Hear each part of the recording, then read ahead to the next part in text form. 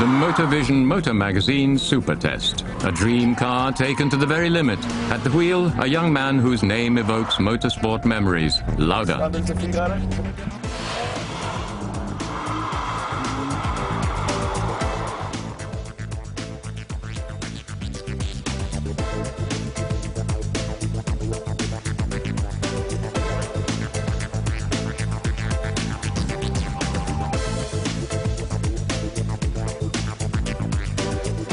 Matthias Lauda is 27 years old, currently competing in the DTM Touring Car Series, with successes in Formula 3000 and in GP2, the Formula 1 entry class.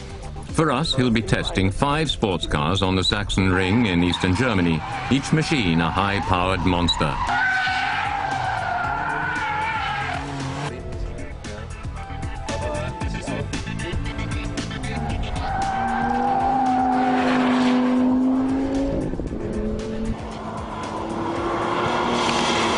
The thoroughbred lightweight flyer from Porsche, the 911 GT3. The stylish four-wheel drive mid-motor Lamborghini Gallardo.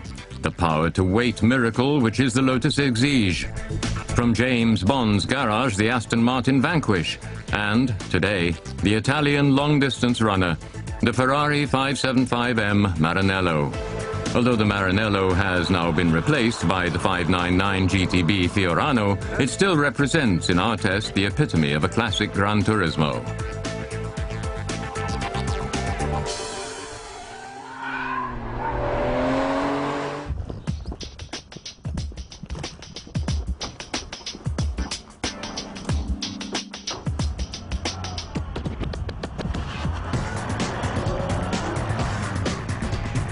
A V12 motor, 515 horsepower, top speed 325, 0 to 100 in 4.2. Ferrari presumes the 575 will be in the hands of competent drivers, for there's no ESP.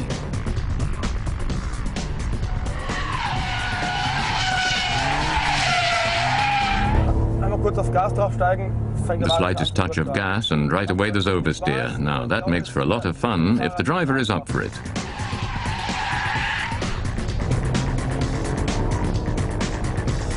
Fun at the limit of controllability.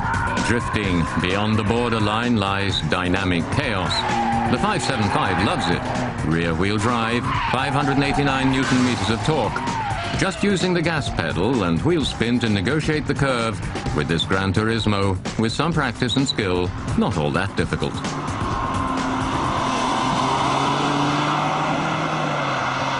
The 575 Maranello, about 1.8 tons of automobile. In 2006, the model was on sale at 188,000 euros.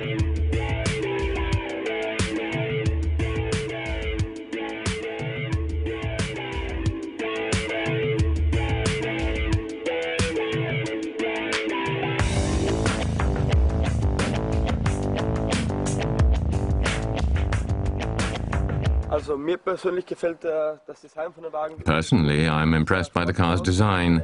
It says sporty, but in a very elegant way. What I like about the car is the really long, aggressive nose and the short rear end. From the back, it looks almost menacing. Powerful for sure. Broad-beamed and totally uncompromising.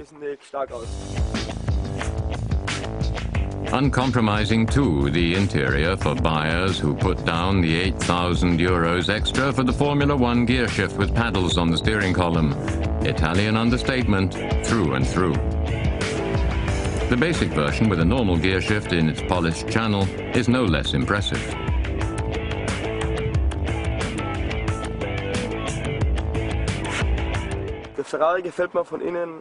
I like the Ferrari interior too. Sporting character, but with elegance. But there are some things one shouldn't look too closely at. The driving position is really comfortable, but there could be a bit better back support, because when cornering fast, your back can slip and slide. Something I'm less fond of, the gear shift. For years, Ferrari have been using the H-formed gear channel. It's stiff and really difficult to make the shifts, and the squeak you get is annoying.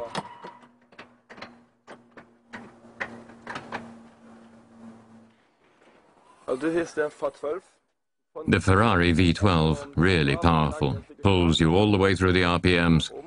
Of course, the motor is very big and very heavy, and that means that overall it's a bit sluggish. Sluggish? A Ferrari with more than 500 horsepower? Your name has to be louder to get away with a comment like that. Let's be more diplomatic and suggest that the 575M Maranello is an Italian diva. She has her moods. She is on the heavy side at 1.8 tons, and going into a corner there's a tendency to understeer, and due to the power output, coming out of the corner you can easily get oversteer. The brakes work well and are very hard. They bite at the very first moment.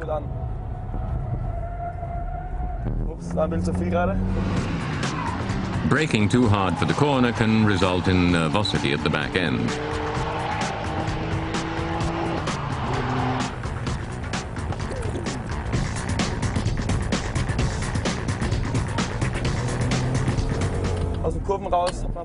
Coming out of a corner, you can almost always have oversteer. The motor is very aggressive and there's that oversteer danger. It's fun, but not for every driver because the risk of losing it coming out of the curve. However, even when close to the limit, it's quite easy to drive. Oversteer? Yes, but quite well behaved. Ist aber dann im Grenzbereich eigentlich ziemlich leicht zu fahren, weil tut zwar übersteuern, aber sehr gutmütig.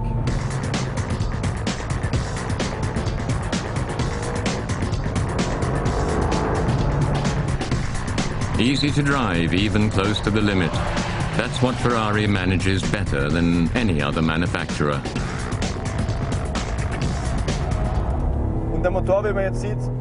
And the engine, see now how accelerating away goes perfectly. At the bottom of the range it's fine, and at the top too, it really pulled you through. What I like less is that it's a bit too soft and spongy for the racetrack. I had expected something more. Maybe for the highway, but not for the track.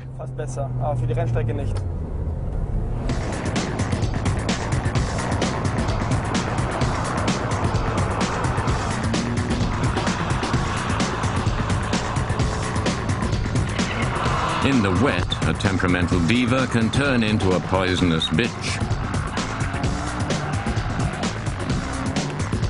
It's fun to drive the Ferrari in the wet. If you turn off the ASR, you can do some really amazing drifts. Okay, I had a couple of spins too.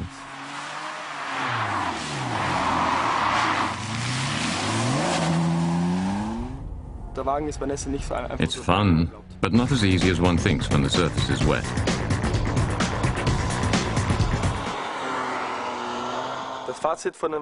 My summary? The car has the look of a real thoroughbred sports car, but it doesn't live up to its looks on the racetrack. Due to its weight, it is sluggish coming out of the corners, and there's a slight lack of pep. The Ferrari 575M Maranello with a monster motor and even when close to the limit, well under control. But for racing, it is too chubby. This is also true for its successor, the 599 GTB Fiorano, a car with more power, but also even more weight. So the 575 is not a bad choice. Second-hand with low mileage, one can be had for between 100 and 120,000 euros. That, compared with the 220,000 euro price tag for the 599, could almost be called a bargain.